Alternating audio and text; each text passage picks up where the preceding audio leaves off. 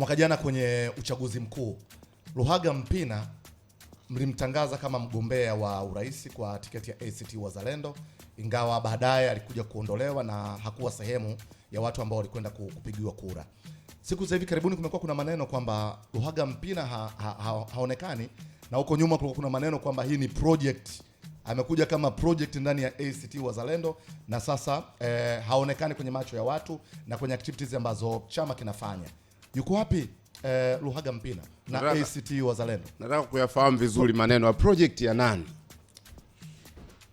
Project ya ACT Wazalendo.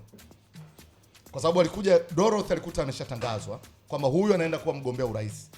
Baada ya siku 2-3 jina likachange. Akaja Luhaga Mpina, tukaona kuna kesi za ndani ya ACT na sasa haonekani. Yuko wapi Luhaga Mpina?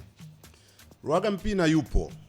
Bado ni mwanachama wa ACT Wazalendo. Na mimi mpaka kesho naamini moja ya uamuzi muhimu sana tuliofanya wa kihistoria kwa chama chetu ni kumpitisha kupitia mkutano mkuu wa chama na vikao vilivyotangulia ndugu Luhaga Joelson Mpina kuwa mgombea wetu wa urais. Nadhani ni uamuzi sahihi sana, na nataka niwahakikishie kwamba uamuzi ule ulitokana na maamuzi yaliyoridhiwa ndani ya chama chetu na vikao vyote halali.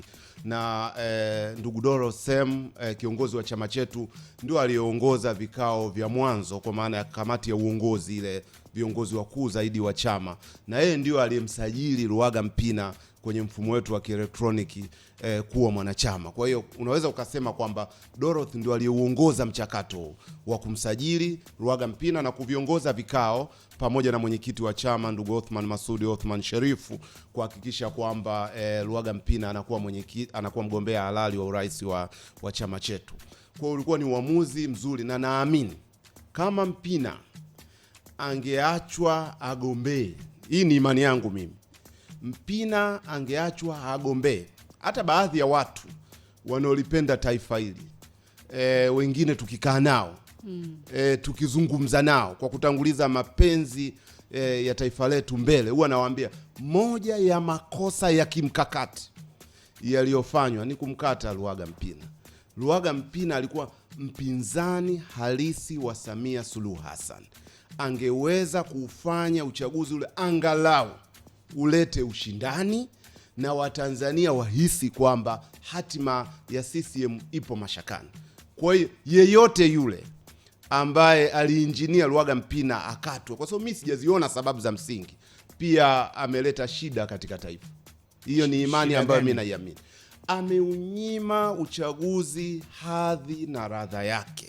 Watu wakaamini kweli hapa kuna uchaguzi, CCM inashindana na vyama vya upinzani. Sasa Watanzania wanapokosa njia ya kidemokrasia, hawauoni ushindani, hawauoni uchaguzi, unawalazimisha waende katika njia nyingine. Kwa huo ni msimamo ambao mimi huwa nawaeleza watu ndani ya serikali na ndani ya vyombo vinavyosimamia mifumo ya kidemokrasia.